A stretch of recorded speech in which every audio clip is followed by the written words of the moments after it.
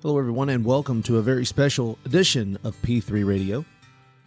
I'm Richard Mulliken, and I'm joined here by my co-host and best friend, Josh Briley, and we wanted to take a minute to honor one of our good friends, a guy that helped us out when we were first starting out in podcasting, helped me out when I was first starting out in wrestling, a guy that meant a lot to both of us, and a guy that I can honestly say would hate the music selection that we have chosen today. Anything that wasn't hip-hop, trance, or house music, I don't think he had an affinity for, but either way, it seemed appropriate as this was used for Hot Stuff Eddie Gilbert, and when Memphis did their tribute for him, we wanted to start it out for this. We're talking about none other than Brian Christopher, Grandmaster Sexay, and Josh, this is a big episode for us, episode 100, when we're dedicating it to Brian. And who are we going to be hearing from today? Well, man, we got a star-studded cast today. Headbanger, Thrasher, Glen, Ruth. Dustin Starr, Spellbinder, Rios. Dr. Tom Prichard. Superstar Bill Dundee. Nightmare Danny Davis. Double J Jeff Jarrett. And yeah, a lot more. Yeah, I just, honestly, Josh, we wanted to get as many people that knew him or had worked with him. We got a lot of Memphis guys on here that knew him. Del Rios, Spellbinder, was one of his best friends. And so was Dustin Starr, who was really close with him. And everybody else on that is like an all-star. So we wanted to get their thoughts and their opinions and what they remembered about Brian. Like I said, and we're going to start that off with our first interview, and that was with longtime Memphis promoter Randy Hales. Josh, for those that are not familiar with Randy, could you explain who he is? well, Randy, he was always close with Memphis wrestling. He was an announcer for a time. He helped out with booking, and eventually he started running, I think, the production part of Memphis TV at WMC. And after that folded, Randy started up an awesome promotion that would pretty much supplement the missing Memphis wrestling. That was Power Pro Wrestling. Power Pro Wrestling, of course, was your developmental deal contract with WWE, so they had a lot of guys in and out of there. And Brian was one of the first persons that were called to wrestle by Randy. So we're going to start this interview process off with Randy Hales talking about Brian Christopher. Early on, I started going to the Mid-South Coliseum every Monday night. By the way, I appreciate you inviting me, and I always love talking about Brian Christopher Lawler. I first met him probably, I would guess, in 1980, 1981, because I would go from my home in Jonesboro, Arkansas, to the Mid-South Coliseum's matches on Monday nights, and I would sit at the announce table, and I would be co-announcer with the co-ring announcer with Lance Russell. Later it evolved to what it evolved in. But right behind me, in the row right behind me, on the first row every week, was Kevin Lawler and Brian Lawler, and they would come to the matches every Monday night, and we would talk. And obviously he was younger than me, not quite 10 years younger, but almost.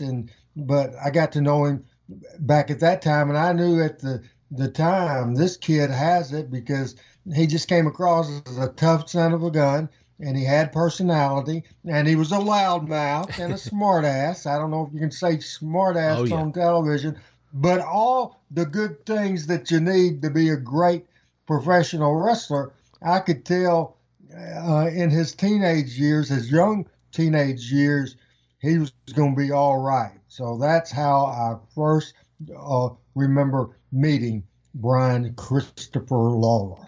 When you think of Brian in the Memphis area, what's the first thing that you think of? What's the first feud or match, or even a thing that he did, like the gimmick with the Red Wagon? All that stuff is memorable, and I guess I have a couple of favorites. But starting in 1994, we were in a little bit of a pickle because Jerry Lawler had signed with the WWE, and he wasn't full-time. Jeff Jarrett, who'd been the top baby face, or at least the top co-baby face for years, had went to the WWE or WWF at the time.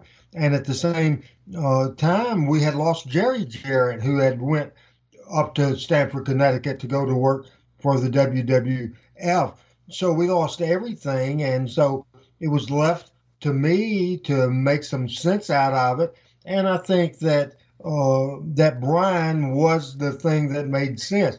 So I think what turned Brian into a main event wrestler, first of all, the fact, or main event babyface, was the fact that Jeff had left and his dad wasn't full time, and we switched him babyface. And I think what his first program where he drew money, and you didn't mention this as the matches. This is what put Brian on the map as somebody who could draw money. There's no doubt about that. And you didn't mention the name Doug Gilbert. Oh yeah, but the Doug Gilbert Brian Christopher matches were absolutely phenomenal.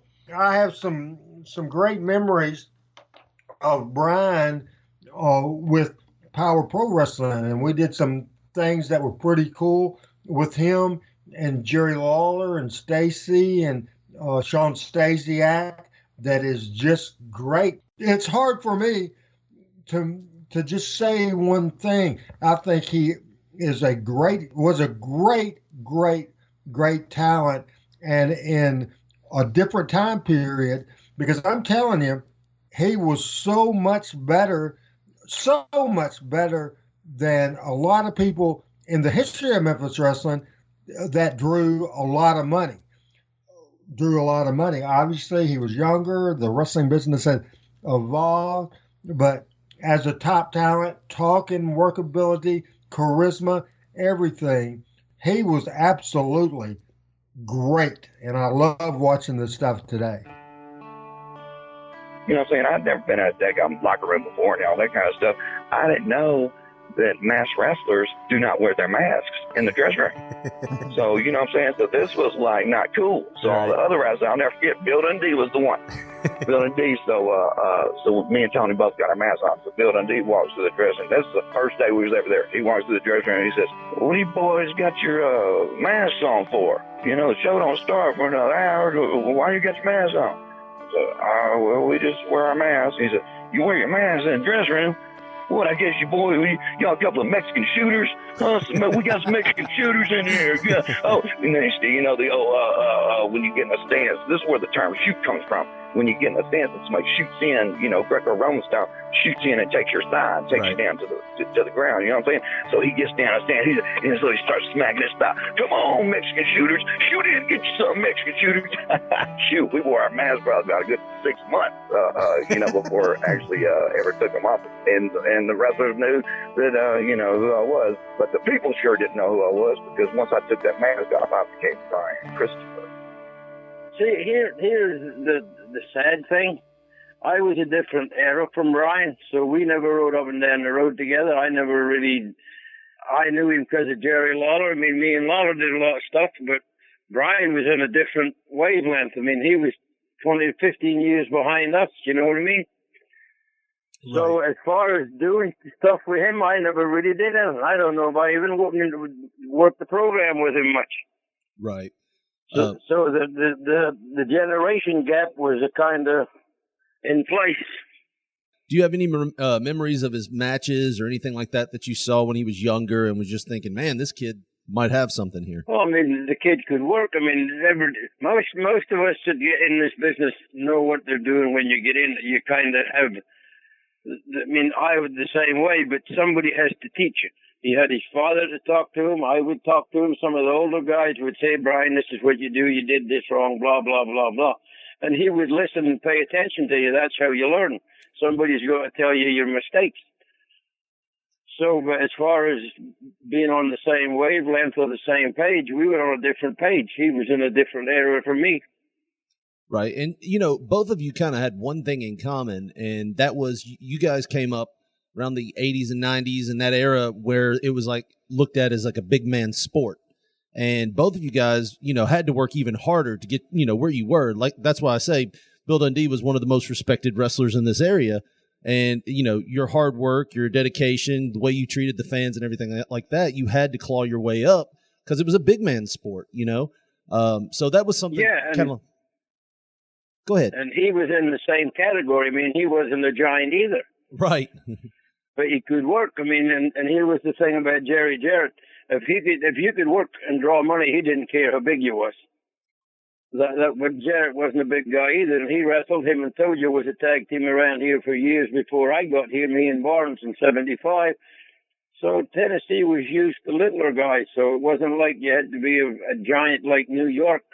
When Vince's dad run the WWF, you had to be a monster to get up there.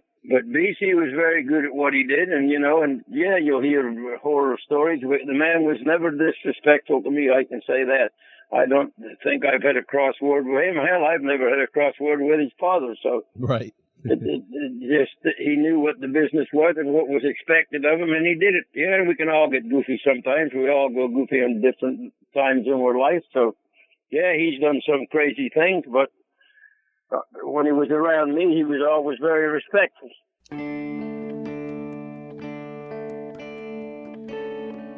Ladies and gentlemen, right now we are joined by Dustin Starr. Dustin, it's good to have you here, man. Hey, man, how are you? Oh, man, we're doing good. You know, we wanted to put this little show together as like a tribute to Brian, and we're getting some of the guys that knew him really well to tell their stories, some funny stories, things that make them think of Brian. Anything that you want to say about Brian at all, feel free to use this as your platform.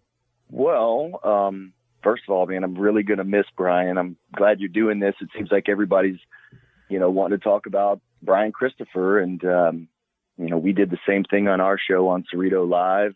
It's tough to do, but it's also good to do because, you want to remember somebody for, the reasons why you loved them and the reasons why they were your friend. And nobody's perfect. And so it's always cool to share really funny stories. And you knew Brian really well too. I mean, you had a good relationship with Brian where you could text and call and all that kind of stuff. And you knew what type of person he was too. But through all of those interviews, even on Cerrito Live, we didn't get a real good wedgie story. Right. Right. And you know as well as I do that anywhere Brian was, whether you were a fan, whether you were one of the boys in the locker room, or whether you were in a wrestling match with Brian Christopher, you were going to get either a big wedgie, you were going to get pantsed, something crazy was going to happen, right? Right. And the worst thing to do too is just say, "Hey, Brian, I'd really not to do that spot tonight." Right. If you told Brian not to do something, I don't care if it was in the ring, out of the ring, it didn't matter. If you told Brian not to do something, he was going to give you that look. Correct. And then when he gave you that look, it was followed by a sly grin and, okay, all right, oh yeah, see? And whatever it was you told him not to do, he was going to do it, and it was going to be funny. But this one time, I always remember, if Brian tells you to stay there, you know what's coming. Right. Something that's not going to be fun. And in this particular night, he gave me a wedgie so bad that he literally ripped my underwear. Ugh. He ripped my underwear out of my tights. All right. So I'm like, oh man, I'm really selling it big because it's hurting, obviously. He thought it was the funniest thing ever. And the entire rest of the match, I'm trying to pick out what's left of my underwear because it's very uncomfortable. So we get to the locker room. I'm like, oh, man, you tore my underwear. So he starts telling a story that, no, I didn't. They already had holes in them anyway.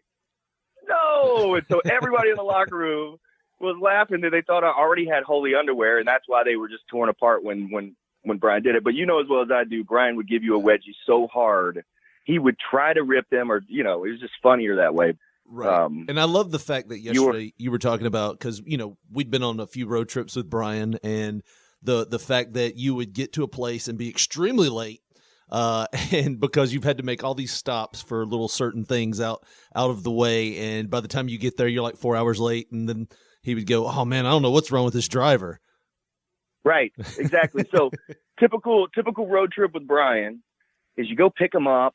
Whatever, you probably have to wait on him because he's not ready. Right. Finally hops in the car. Hey man, let's go tan. What? We gotta be at the show. Oh man, let's go tan. Come on, Alan will take care of us. So we go by. He would get a spray tan and he would have to lay down and tan. So we're there over an hour, and we've got a 2-hour trip wherever we're going. Then hey man, let's get something to eat. Dude, we got to get to the show. I told this story. He would order multiple meals off of the drive-through line and never touch any of it. Not at all. Never touch any of it. And then he's like, man, we're going to be late. It's like, what do you mean we're going to be late? Bell time's already happened. He's like, got to get there. Heaven forbid if you have traffic, because you know what's coming. Right. There's no such thing as touching the brakes on the interstate. That's what Brian would always tell me. So he taught me that the shoulder of the interstate was actually the wrestler lane. And given Brian's driving record, I don't know if it's a good idea, so I do not condone it, but he did have me take the wrestler lane. So we would pull off on the side of the shoulder if there was traffic, and we would drive. And actually, it wasn't even really just the interstate. It was anywhere. Right. But on the interstate, you do not put your foot on the brake. And we took the wrestler lane, and I was nervous the whole time. And I was thinking, what am I going to tell the police when they pull us over? What in the world am I going to tell them? Well, I tell you, but that was that's yeah. Hey, wait. Yeah. Well, we're not even there yet. When we get to the show, that's when he goes in and throws you under the bus. But it was your fault that the driver drove too slow, and you're like, oh man. So I think there was a show that I worked. And you were there. I wrestled Stan Lee, who, by the way, is one of my favorite wrestlers ever, a good friend of mine. And congratulations to him getting married. But I happened to ride with Jerry Lawler, Brian Christopher, and Jerry Lawler's mother at the time. Huh. She was still living. So we I don't know how I ended up in that car other than, just, I guess, being buddies with Brian. But we made it to the building extremely late. I walk in with Brian and Jerry, and Dundee is hot. He is hot. God damn it, kid, where you been? And I look over like, hey, I was riding with King and Brian. He didn't care. I don't care. Get dressed. You're on first. It was like instant heat. Like, first of all, what are you doing with them? Second of all, I don't care who you're with. You're supposed to be in the ring right now. Right. Yeah. So it's always heat. Yeah. I mean, that reminds me, and like I said, I'll make this a quick story, but that reminds me, I was 18, very sheltered in life. And it was 2002. I had been in wrestling for about 3 months, and Brian saw me working. I was working under a mask at the time, and Brian saw me working, and he asked my trainer at the time, Kevin, he said, hey, how long's that big guy been working? He said, about 2-3 months. And he's like, well, has he always worn the mask? Yeah, he's always worn the mask. Great. I got a thing I want to do with him. So he told my trainer, he told Kevin, he said, hey, I want to take him to Nashville with me. That was when NWA TNA was filming at the fairgrounds. He goes, right. I made many trips there. Oh, man. Oh, geez. Well, he told me, he was like, I want to take him, put him in the front row as a fan, and I don't want to tell anybody about, that I'm going to do this. He goes, so this is what he had me do. So I go and pick him up, just like you said. I sat there for a good 2 hours in his driveway waiting on him. Man. Kevin calls me and goes, hey, if you don't mind, he said, could you run while he's still getting ready? He's got to dye his hair. Could you run down and pick up his? Yeah. And it's like 12 o'clock. We're supposed to be in Nashville at 2. It's 12 o'clock. There's no way we're going to make it. So he's like, if you don't mind, save some time when you go pick up his dry cleaning for him. He's already paid for it. It's right down the road. So I go do that, come back. Oh my God. He opens up the garage door. He's like, come on in. I'm like, what do you mean come on in? It's like 10:30 right now. So we go in, and he's telling me, he's like, so I don't really want to work tonight. He's like, oh man, but I'm working this angle. I'm working. I can't remember who he said he's working, but he's like, I took this power bomb 2 weeks ago, and I want to make this an angle. I took this power bomb from Road Dogg through the table, and I hurt my neck, but I didn't really hurt my neck, but I want to make an angle out of it, and they're not wanting to do it, blah, blah, blah. So we go through about, 30 minutes of hemming and hawing. We finally get on the road. We go pick up Kevin. And all the way there, he's telling me what I'm going to do. He's going to beat me up, pull me over the rail, whatnot. And he goes, and the big important part is I want you to take your phone and you're going to call the cops and report that a wrestler has just beat you up. He goes, oh my God. I go, what? And he goes, yeah, you're going to call the cops and you're going to say, I was just assaulted by Brian Lawler at the fairgrounds. Okay. I was like, what if they, what if they catch me, this is an angle. He goes, oh, worst to happen, they'll give you a misdemeanor. Oh. So we go through all of this. Kevin calls me 2 minutes because I'm freaking out. Kevin calls me 2 minutes before the spot happens and goes, "Don't call the cops. Don't call the cops." Yeah. He's like, they've already told Brian if he's willing to go to jail for an angle, we'll do it later.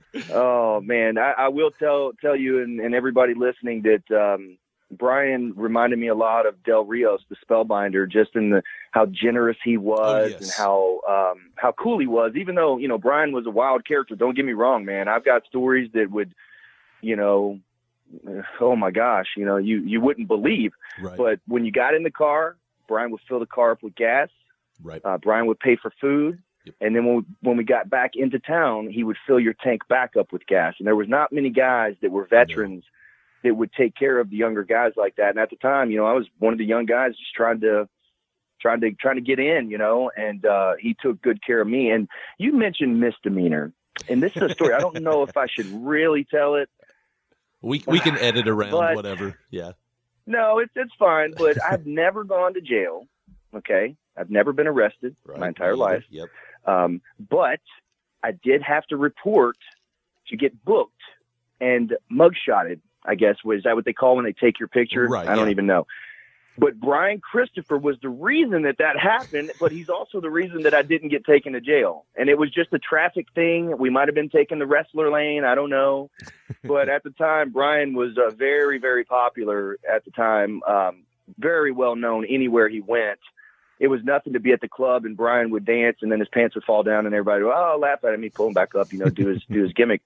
But this time the police officer, you know, there was some sort of issue with my license or a ticket or something like that. And he saw Brian and he popped. And then that kind of saved me. He's like, "Hey man, just switch seats. I'll give you this ticket. You got to report, get your picture made." Okay, cool. So everything was thrown out and everything, but right. It was the reason that it happened was Brian Christopher, and the reason also I got out of it was because of Brian Christopher.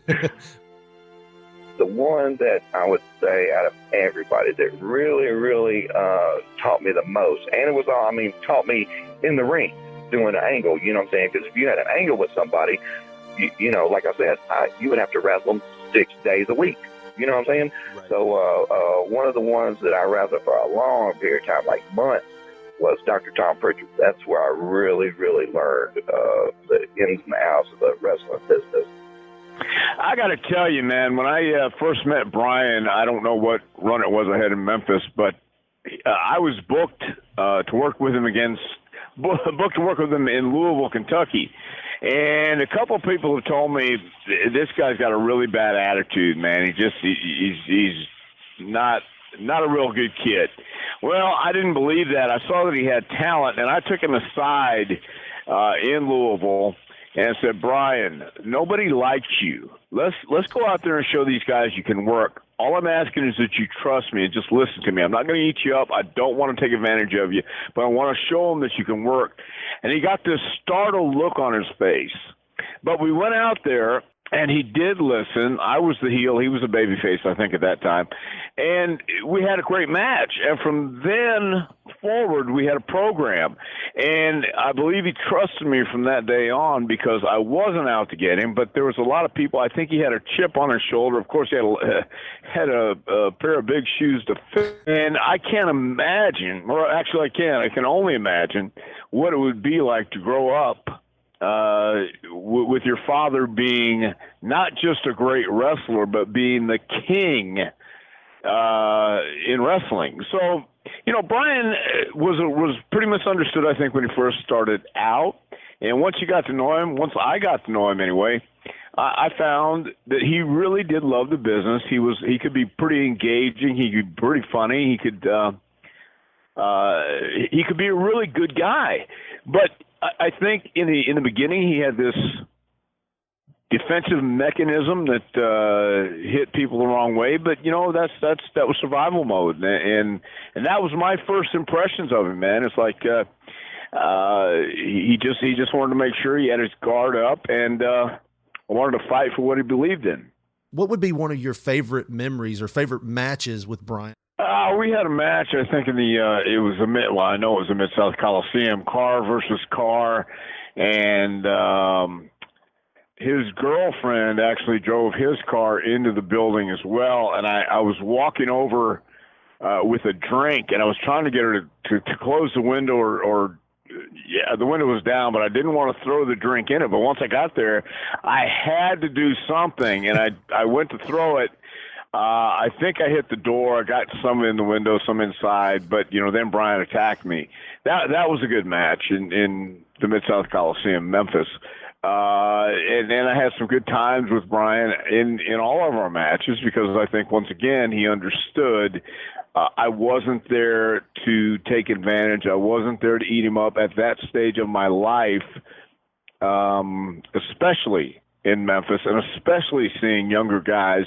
I wanted to help those guys as much as some of the older guys helped me when I was coming up. So, and I had a feeling for what Brian was going through because, once again, your dad is a superstar, and you come in and you're going to the gym, you're working out hard, you're busting your rear end to make it in the business, and people are going to look at you different. People are going to compare you, and people want to take advantage, and people want to knock you off that high horse, so to speak. And again, you can only imagine what his life was like growing up under or in the shadow of Lawler. So, and I can understand.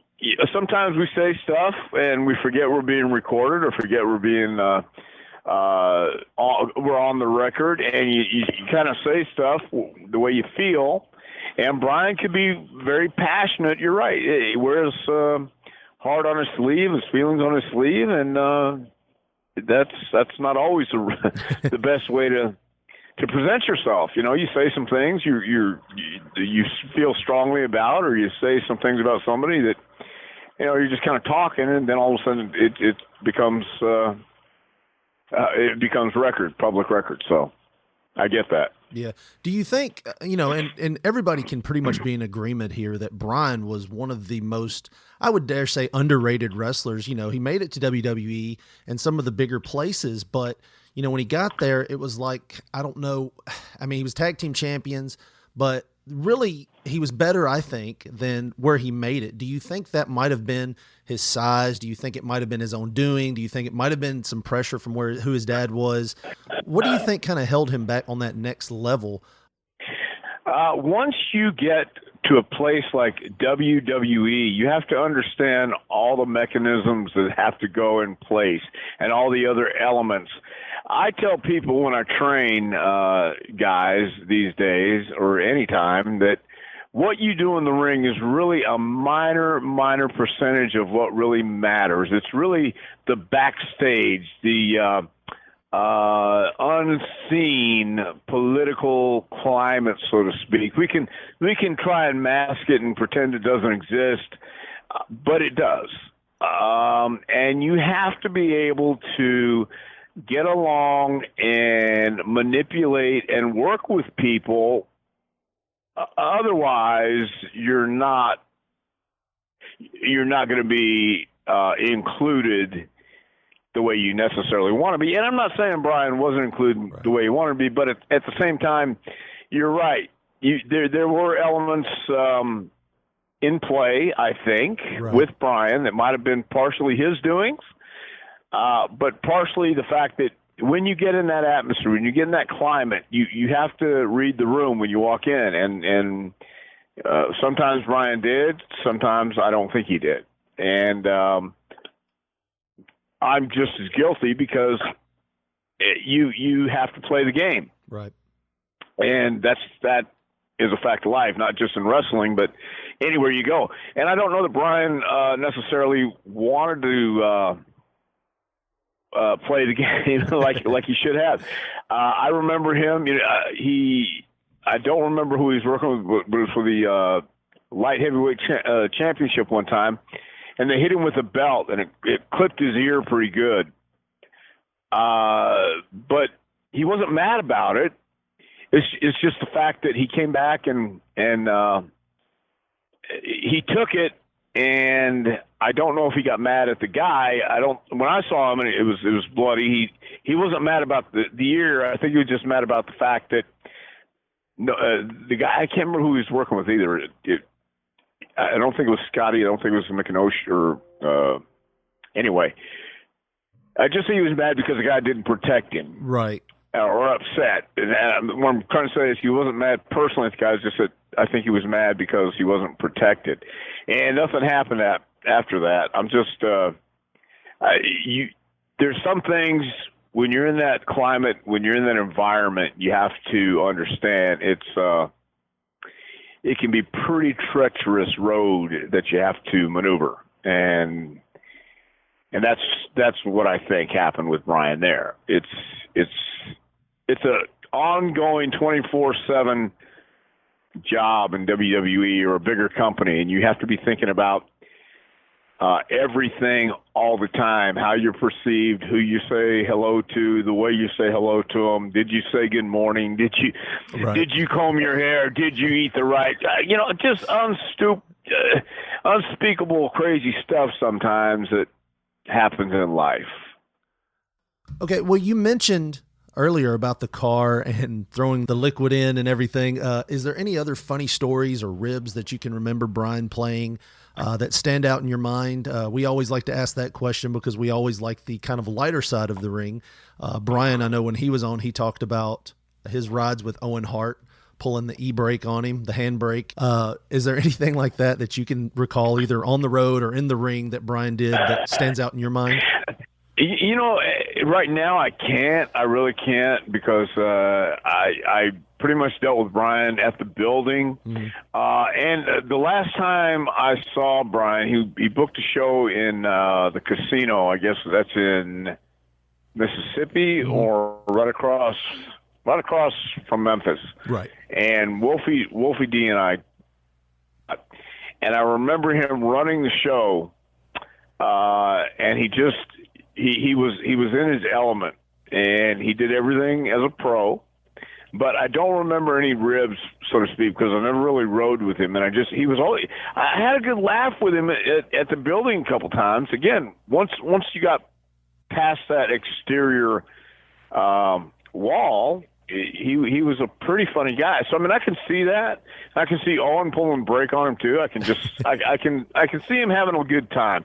He had a good time with Rikishi and Scotty as well, and that was a hell of a time too. Just when he was in WWE, let's go back to that. I think he did have a good time when he was off, but once again, that was when he was around people he was comfortable with and could let his hair down, so to speak, and have a good time with and relate to. But you also have to relate to the people who make the decisions.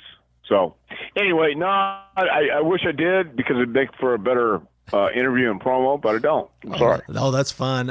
Usually when I put people on the spot like that, I can't think of something funny. It's kind of like telling a comic, tell me a joke, those things just kind of have to pop in your head, and that's completely fine. But I tell you, what do you think after all of this, Brian wrestling from what he's told us since he was 16 up until his last few days of wrestling, what do you hope that people remember about Brian, and what is something that you're going to remember about Brian when you hear his name?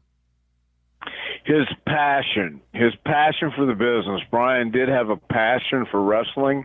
You have to have a passion for this to be good at it, and Brian was actually great at it. He went to the gym. He knew the elements for success, and he accomplished what he set out to do. If for anything else, his feeling, his timing, his ability to go out and put himself out there. You have to be vulnerable. You have to make a connection. And I think Brian did that when he stepped in the ring. From his laugh to his strut. Not everybody can do that and feel comfortable with it. That was Brian. He had that confidence, but he also had that vulnerability that he was ready to fight you. He was ready to snap at any time, and that's living on the edge. And that's the thing I think I'll remember about Brian the most, and everybody else should know. One time I had did an angle with somebody, I think it was Danny Davis, not here, Danny Davis, and so on TV it was going to be a hair versus hair. Brian Christopher didn't want to put his hair on at stake, you know what I'm saying? Right. So, but Brian Christopher would put his manager's hair at stake, you know what I'm saying? So then Monday night comes, I wind up losing the match. So my manager gets his head shaved. So then we had to go back and do different videos because I had to shave. I had to have a different manager in each different city and for them to get their head shaved, you know what I'm saying? So I wound up having about five managers that wound up being bald-headed.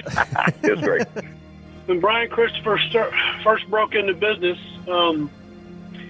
he was tasked to actually work with me a lot around the territory back in the day. And for those who know me or know anything about my career in wrestling, I was kind of stiff and made everything look real. There was no question about anything I did.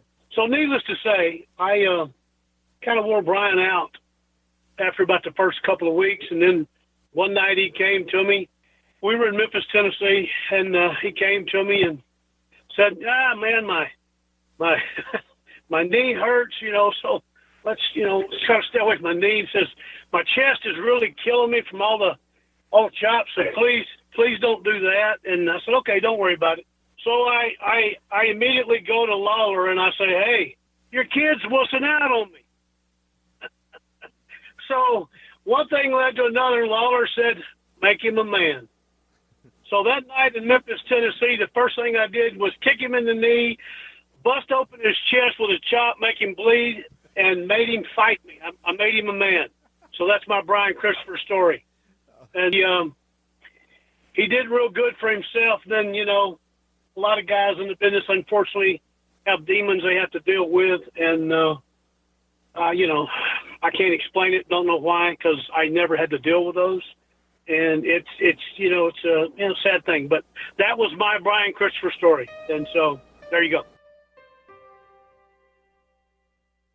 Right now, we've got Glen Ruth, you might know as Headbanger Thrasher. He's been on our show before. I know when I put this out, Glen, what we were doing was we were trying to just get positive stories. And I noticed that, you had commented that you had known, like on Twitter, you had commented that you'd known Brian your whole wrestling career. And that was one thing that I was like, oh, wow, yeah, now that I think back, with you in Memphis and you doing your stuff there, you were bound to run into him a lot, Yeah. It was funny because when I first started in wrestling, Jerry Lawler, his father, used to come up to, to New Jersey and stuff like that, and he used to do shows for Larry. So Jerry always told me, he goes, whenever you want to come down to Memphis, give me a call, and, I'll get you in down there. I never wanted to go down, by myself. I was nervous and stuff like that. So as soon as me and Chaz started tagging, we went down there as the Spiders. And, Brian, was one of the first ones that we saw when we went into, Saturday morning TV and stuff like that. Really didn't, talk that much because we were kind of, quiet. It was our first territory and everything else. But the one funny story that I have, and I still remember to this day, is we were in Nashville, Tennessee, and Nashville, the locker rooms were on two totally different ends of the arena. So we were in there and, with all the baby faces and stuff like that. And we're sitting in there and talking, after our match and stuff like that. And, you hear, I'm too for, Brian Christopher's music comes on. Right. I'm too sexy song and everything else. And he looks up and I'm like, shit, that's my music. We're like, yeah, Brian, that's your music. He goes, huh. He said, we're getting dressed now. They played that goddamn song at least 4 times before he got dressed and went out there. It was just funny and stuff like that. And, the different times that, being on the road, we always stayed at the same hotels. When we left Louisville and stuff like that, when we did the loops. And, there's a lot of memories with Brian and stuff like that from USWA. And then once we, got signed with Vince and everything else, and then he came up, when they started doing the cruiserweights and stuff like that. And the one thing with Brian is he always had a smile on his face and he was always there to follow it up with that laugh that he has and stuff like that. I remember those memories with Brian and wrestling too much before it came too cool. Mm-hmm. him and Scotty were actually called Too Much before they hooked up with Rikishi and stuff like that. So we wrestled him and Scotty a lot, with WWF and whatnot. And I'll always remember we always had a good time. We always had good matches with them and stuff like that. He's going to be missed and everything else, and it's just way too young, and it's just sad. Wrestling, it's a brotherhood, and no matter how many times that you run into somebody or you have interactions with them, when there's a passing like we've had and stuff like that, it hurts. I mean, it hits you like a family. I spent the weekend with the Godfather, Charles Wright, Papa Shango, Kama, whatever you want to call him. Right. We sat back and we reminisced. We wrestled in Evansville, Indiana. It was so weird because it was the same. We wrestled in the same place that we used to wrestle at with Jerry Lawler for the USWA. Right. And we just sat there. We went out to dinner. We reminisced about the days and stuff like that we did, and all the things and all the great wrestlers that have been through Evansville, Indiana, Louisville, Kentucky, Nashville, Tennessee, Memphis. You just think about all the people that have run through that area. And then you think in the same respect how many of them are not with us anymore. Right. It's just, it's hard. Yeah. I know I keep saying that and I keep going back to it, but I can't explain it any other way. I mean, it's like, we have friends that are just, that aren't here anymore. Right. What do you suppose was the last time you remember seeing Brian at a show, or was it in Memphis? We actually saw Brian. We were out and we did a show. We did a convention and then we did a show right after that. I guess it was maybe 3 years ago, but it was so funny because Brian comes in, his normal weight. That was the Brian Christopher way. He came to the show as the show started. Came in, had a hell of a story why. Did he put it on the driver? Did he put the heat on the driver for being late? Always. It was never Brian's fault. It was that goddamn car. It was that goddamn guy he was with, or something. But it was so nice. I mean, we sat and we talked. We talked about, the things that we did back in when we started. We asked about Jerry and how he was, but he seemed very, very together. He seemed happy.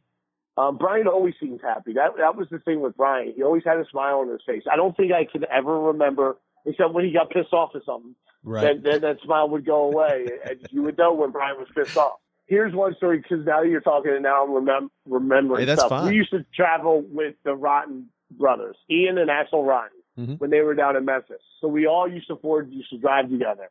And we used to have to amuse ourselves. So what we would do is we would buy a whole bag of water balloons, and we would fill them up, and we would keep them in the back seat. And if we were going down, 40 or the interstate or whatever, going either to Louisville or Nashville or something like that, we would have water balloon fights with the boys and stuff like that. And I believe it was Spellbinder and Brian driving together. I think we were going to Nashville, and they had their windows down, and I think we bombarded them and got them soaking wet. And I think Brian really fucking screamed at us when we got to Nashville. I think that was the only time. You see, the more I'm thinking about it, he was like, "You sons of bitches, I can't believe it," But it wasn't like he was like really, really mad at us. He was like, "I can't believe you guys did that. That was hysterical." Because that's what we used to do. We used to drive up and down the road, and we used to throw water balloons and stuff like that. At the other cars, because everybody used to leave at the same time and show up at the same time. We all traveled like it was like a pack of wolves. We would all come in together. We would all leave together and stuff like that. So I do remember. I think we got for Apprentice too one time too with the water balloons. Ladies and gentlemen, right now we are joined by a good friend of ours and probably one of Brian's best friends in and out of the business. You might know him as Phantasio, you might know him as Spellbinder, but we know him as Del Rios. Del, thanks for being on to talk a little bit about Brian with us. No problem at all, brother. You, Richard, anything, man. Well, we've talked to a bunch of people on here, and there is nobody out there, I think, that knew Brian as well as you did. And what was one of the first times did you remember meeting Brian in or out of the ring? Man, I met Brian the first day I came into USWA. I had signed with WWE, which was WWF at the time, and they loved the character and they loved the look I had. They just wanted me to get a little bit more experience. So they said, hey, we're going to put you under contract and we're going to send you out to Jerry Lawler's company, USWA in Memphis, Tennessee. And, we'll pay you there, and when you're ready, you'll be ready. Well, my first day, which was Saturday morning TV, I met Brian. And I didn't know he was Jerry Lawler's son, but I knew one thing. He was a cocky guy, which I thought to myself, man, this guy, he'll get on your nerves. And I kind of stayed away from him, man, in the beginning. I really hung out with Mike Anthony, PG-13, and it was Mike Anthony and PG-13, which, that was another show. But about 2-3 weeks into it, man, Brian just happened to call me. I was at my hotel room, and Brian just happened to call me and ask me, what I was training that day. And, it kind of caught me off guard. I had already realized that he was considered the office. He wasn't considered one of the boys because he was Jerry Lawler's son. And, the boys wanted the boys to stick with the boys. And anybody that was in the office, they kind of wanted to shun away. But you see, the thing about me was I didn't drink, I didn't smoke. After the shows, I didn't go to bars, I didn't go do anything. And Brian was the same exact way. So we met at the gym, and we worked out. Next thing you know, we went to eat. Then we met at the show that night, and then he said, "What are you training tomorrow?" I mean, and that just from that blossomed, us being practically like brothers, because once we started riding together, he spent more time with me, and I spent more time with him than we spent with our own wives, and girlfriends at the time, because I was the best man at his wedding, he was the best man at mine. Monday we were at the Mid-South, bang, but we trained and ate that day, and then we went to the Mid-South. Tuesday, we would meet early in the morning, go eat, and go to the gym, and then meet his dad to go to the Louisville Garden. We stayed over in Louisville. We wake up in the morning, go eat, go to the gym again, be in Evansville, Indiana. Then Thursday was a spot show somewhere, whether it was in Indiana, Kentucky, Nashville, wherever. We would do it all over again. And this was 6-7 days a week, for weeks at a time. You know what I mean? So, I knew Brian at a level where really no one else, knew Brian. We would have conversations. I knew the things that bothered him. I knew the things that, that he cared about, the things that he didn't care about, things he hated. The same thing with me. You know what I mean? Like I said, we were practically like brothers. If it wasn't because we didn't have the same mother or father, we would be brothers. Right. Well, you guys spent a lot of time, like you said, on the road. And yes. You guys were tag teams. You guys were facing off against each other. And I know you guys had a lot of historic moments, especially on Memphis TV. Yes. One comes to mind, the power. I think we talked about it earlier when we talked to you last time. The segment, where you dressed up as Tommy Rich and Doug Gilbert, and the funny things. Oh yeah. Hey, and I'm going to tell you something. Richard. It's funny you say that, and I don't mean to interrupt you, but the other day, my wife and I, she was looking at some things on YouTube, and all of a sudden, she said one of my older videos popped up from like 2005 when I was like 300 pounds, and she had and then she said, "You got to see yourself here." I mean, and so we're watching, and I'm thinking to myself, "Oh my God, I couldn't believe I was doing that to myself." You know what I mean? But right. Under it, there was a couple of interviews, and they were shoot interviews. And under there was a Doug Gilbert shoot interview in which he was talking, they asked him about that particular incident, and then the guy, Doug, and I consider him a friend, I guess. I looked at this video, and this was practically the day before yesterday that I looked at this, And he starts saying that the whole thing was mine and Brian's idea, and that, the problem was with him, but he took it out on Lawler, and this and that and the other. And, I had nothing to do. All we did was, what we were told to do. You know what I mean? And I mean, listen, I watched the video again, and I'm sorry, you know what I mean? But it was hysterical. It was hilarious. It was a parody of Doug and Tommy, and it was funny. And I thought we did a heck of a job. And as a matter of fact, Jerry, I talked to Jerry afterwards, after we did that, and that's when he wasn't on the show. And he said that was probably, of all the matches, everything, that was probably the best thing in the whole show.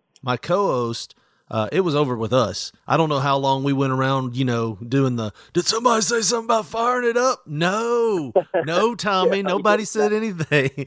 And it was over with us. Yeah. I mean, we thought it was hilarious. And, but I mean, that was one funny moment we saw on camera. Is there any funny moments or any ribs that you can think of that Brian played in the back that stick out in your mind? Oh, well, listen, man, I don't know if but there was a video, Saturday morning where Brian, myself, and Kevin Lawler, we dressed up in a shirt, tie, black and white, and we showed up in a limousine, and it was like we were coming back from Doug and Tommy's funeral. And, Brian was a clown, man. He liked to have fun and stuff like that. And he started doing a serious interview with Dave Brown.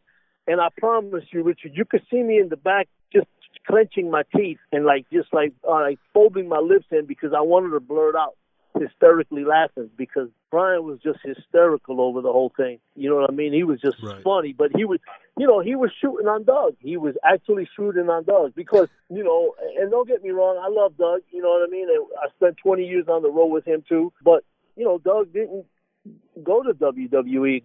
Doug didn't go to WCW, but he claimed he was going to go and do this. And Brian was, shooting on him, saying, I finally realized why I had never been to WWE, and I finally realized why I've never been to WCW, and that's because I truly suck, and I'm living off my brother's coattails.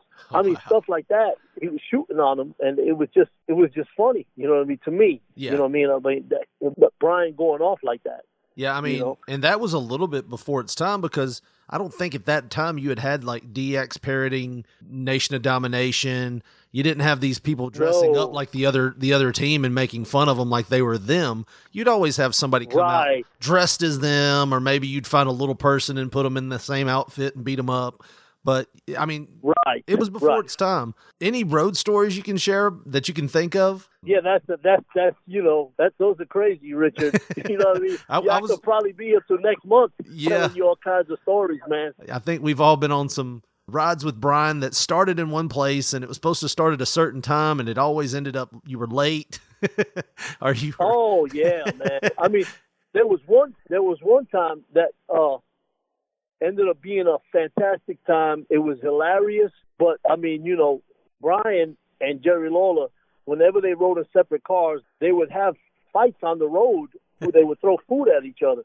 So one night, we were coming from Evansville, Indiana, and we had to drive back to Memphis that night. It was me and Skull Von Crush, Vito, in one car, and then Jerry Lawler and Brian were in a burgundy van. And, it was about maybe 8 degrees outside. They left before us, and Vito and I, we were driving. And, man, I don't know why I looked over to my right. But I looked, a car before us, I guess, shined the headlights on that van. And they was like behind some trees, quiet. And I thought to myself, man, what are they doing over there? Maybe they got some girl in there or something. I don't know, And I just, all of a sudden it dawned on me. I went, I said, Vito, get off on this exit. Get off on this exit right here. He's looking at me like, what are you talking about? I said, get off on this exit. And we went to get off on the exit. We went to the gas station. Boom, they drove up, and they threw like some banana peels at us and some orange peels and stuff like that. And they're laughing and stuff like that. And I said, okay. So I ran in the gas station, and I bought 2 dozen eggs. And I said, all right, Vito, catch up to them because this is going to be over with right here. So he said, okay, because he was with it. Now, anyway, we're driving. Richard, I'm going to tell you, man, they ran out of stuff to throw at us. But it was so cold and we were driving that whenever we passed up on them, I would throw the egg and it would flat on the van and automatically freeze. And it was Vito almost wrecked us twice, hysterically laughing. The van, I had 24 eggs, and I hit that van about 17 times with the eggs. The eggs, I mean, it was insane. Anyway, at one point, Brian, he had something in his hand ready to throw. They were right in front of us, and I told Vito, slow down. You know, if he throws it, we'll be able to get out of the way. Anyway, I saw a bunch of paper like fluttering all over the place towards us, and I went, "Oh, they don't got anything now. They just throw paper now." Brian had $600 in his pocket, and it flew out of his pocket. I mean, that's the type of thing. I mean, that's the type of ride it was, man. Right. You know what I mean? The next day, Jerry comes over and he goes, come here. He's like, you know, like he's working me, but like, you know, trying to be serious. And he goes, man, I can't believe you did that to us. I said, what? I said, if I didn't do it, you would have. He said that he had to spend $200 professionally detailing that van because they ran it through the car wash 3 times and the egg wouldn't come off. That's how insane that. I mean, and you know, to be honest with you, Richard, without getting X-rated, those are one of the cleanest road trips I can tell you. Because you know, I mean, the rest you'd have to be bleeping all kinds of stuff out, man. But I'm talking about this is not just. You know, I just didn't ride with Brian, you know, USWA. You know, right. When we went to WWE, we rode together as well, all over the place. You know what I mean? So right. we had a ball. You know what I mean? Brian was a great guy. You know, on the road as a professional. It was later on that, you know, people started seeing the Brian that I didn't know at all myself at the time. Right. What do you think Brian's legacy will be? What do you hope people remember him for? I want them to remember Brian. Brian was one of the most intelligent human beings I've ever met. He was very studious. He knew what he was talking about. He was very, you know, he was a very deep individual. He was probably way ahead of his time as far as talent. He was, you know, you named the best worker and he was right there with him. You know what I mean? Right. And he can take one little situation and turn it into something grand. Unfortunately, alcohol and drugs can change a person and change their whole character, and that's exactly what happened with Brian. But the people that knew him before all that mess, the people that knew him before he got caught up in all that situations, they know what I'm talking about. And they knew Brian, you know, at the end of the day. And Brian was the type of guy, he didn't want you to think he'd do anything for you, but he'd do anything for you. Right. You know what I mean? And that's what I want everybody to know. If anybody got a little glimpse of what I learned with Brian, what I experienced with Brian, then they were a blessed person. Owen Hart was one of the best rivers of all time. You know what I'm saying? Oh, he might be the best river of all time. Anyway, well, I'll tell you what. The one he pulled on me, I had just started up in WWE, and it was my first trip to Detroit. And so Owen comes on me and he said, well, who you making the shots with? I said, well, I don't know. He said, well, I'm by myself. What's me and you doing? I said, all right. He said, okay, well, go over there to Hertz and get Monte Carlo or whatever it was. So we get, you know, he said, so now we go get the car. Why don't you drive tonight and then I'll drive tomorrow, blah. We get in the car. We get down that straightaway. He said, let's see what it'll do. Come on, give us something. Let's see what it'll do. So I, crank it out. We're doing about 85. He said, oh, come on now. Let's go. Boom, get up to about 90. You know what I'm saying? Right over 90. I got floored, right? We're getting it going real good. Next thing I know, he freaking pulls the emergency brake. He had picked out a car. Boom, pulls the emergency brake right there. We spun. Oh, I thought I was going to die. It was great. Josh, we have Jeff Jarrett, WWE Hall of Famer, on the line right now. Jeff, when I was a kid, I wasn't able to get Channel 5 for about a year and a half. We lost reception. It was like almost torture for me because I couldn't see what was going on. But when I got cable, I remember being so psyched because I was going to get to see Memphis wrestling again. And when I first turned it on, I saw a guy that had something written on the butt of his tights wrestling Jeff Jarrett. And I'm like, who is this guy? And it was two guys tearing it up. It was you and Brian Christopher. It was the first time I'd ever seen the two of you wrestle. And it was like, man, you guys had such a great feud there. When was the first time you remember seeing Brian? The very first time, obviously, again, I can't really remember literally the first time, but the first time, I guess you could say, as a part of the business was him and his partner Tony wrestled under the mask on Saturday mornings. And if you would have asked me 30 minutes ago, I probably could have recalled that tag team. You guys got to help me out here. It's like a futuristic sci-fi name. What was their tag Alpha team name? and Beta or something like that? I know they came out to Hanging Tough. They came out to Hanging Tough. No, we used to talk about the mask. Alpha and Beta, the Twilight Zone or something like that. Or I think that I want to say the Twilight Zone. Maybe that was it. Anyway, that was, I guess, probably from a professional perspective, that might have been the first time. But yeah, it's got to be. But I just, the minute you got in the ring, Brian was an athlete. Right. Obviously, I'll say mutual respect, but I don't want to put words in Brian's mouth because he had a way with words. But, we ultimately knew from the very, very beginning, our dads were, business partners. Right. And so that goes the good, the bad, and the ugly. But, we always, especially, I'll say the old proverbial once the bell rang, but once we, he was a huge Steelers fan, so I was a Cowboy fan. So, outside the ring, we could argue about anything, get along, not get along. Not that we didn't get along, but no. But when it came to the business, and I'm talking about in the dressing room, and laying out matches and talking about different things, I can say that from the very beginning, me and Brian collaborated. We made each other better. I certainly know he made me better.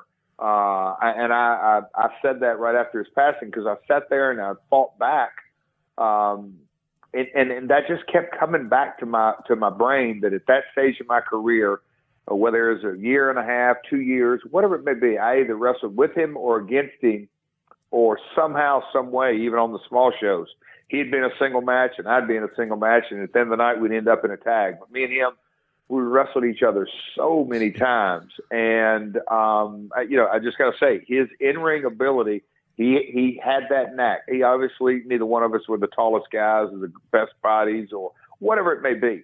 But we had a chemistry that really, really clicked, and some of the best matches I ever had in USWA and the Tennessee Territory were without question against him. Well, do you have any funny stories that you can share about Brian? Well, where'd I start? No, the any one story, it would hard to be nailed down. The thing that I just always remember is, whether he arrived at the building, and he did on occasion, he would get there on time or even early, or if he came in last minute, you never really had to worry about. I don't even want to say just a good match. He's got this. Right. Yeah, and again, now I'm putting on my promoter or booker or creative or whatever role that I was playing. Some of the other guys, his opponents or other guys on the card, and is Brian going to get here? Is he not going to get here? He took that after his old man. I don't care when they walked in the door; they were going to go out and tear the house down. Right. It's just how it was. So, but no, Brian. As far as funny stories, I used to just crack up to hear him talk sports because you could get him wrapped around the axle pretty quick, and sometimes you would think he's got to know he's getting worked up over this, and then other times you would go, he gets himself so worked up he don't even realize he's foaming at the mouth talking about something. He'd contradict himself, and then he wouldn't, and then he loved his Steelers.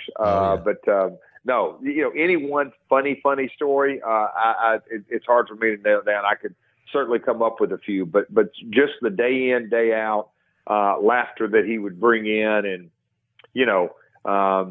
watching him interact with other guys, and he knew how to push guys' buttons. Some nights he wouldn't even be in a bad mood, but he would act like he was in a bad mood, and just aggravate the heck out of some people. But that was Brian. Right. And he knew it. Man, just talking about him, you miss that kind of stuff. And the tragic circumstances, which, it's heartbreaking still to this day. Yeah, we were honored to have him on early this year.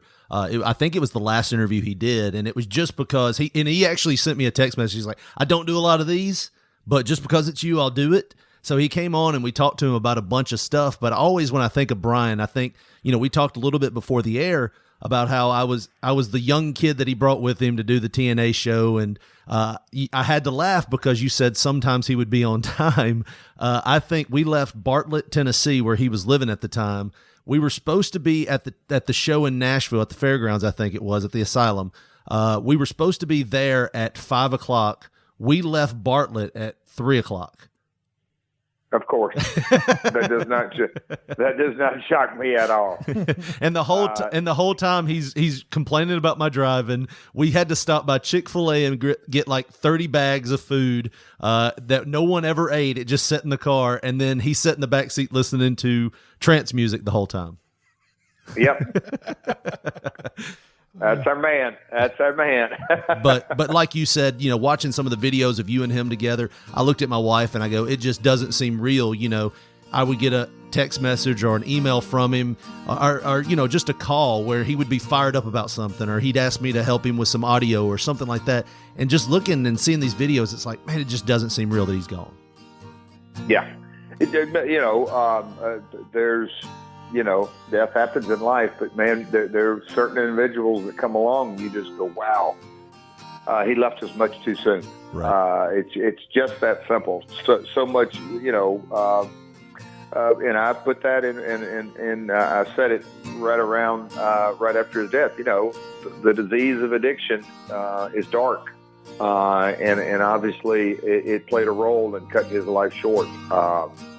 Which is tragic, but it's real. But man, in Brian's, I don't even want to call it useful, but on his, he was so full of energy and vitality, just everything that went around. And none of us are perfect. Brian certainly wasn't. I'm certainly, all that. That's not what I'm saying. It's just he was so full of life. Mm-hmm. And man, what a character and what a talent. We always ask everybody this that's on the show, what kind of advice could you give for anybody trying to get in the business in this day and age, Guys that want to get into the wrestling business, don't. I was waiting on that. No. Little pink dress hanging by me,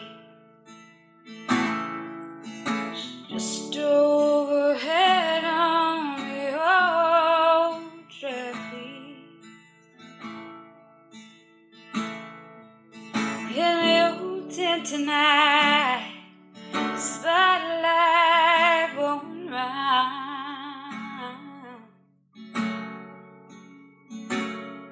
Yeah, one of these nights, your girl's going down.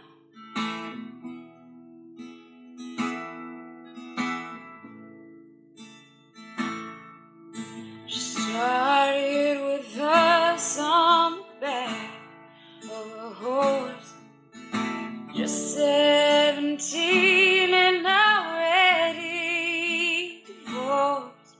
She took to the air with the greatest of ease. She was born to be gliding on the old trapeze. She was born to be gliding on the old.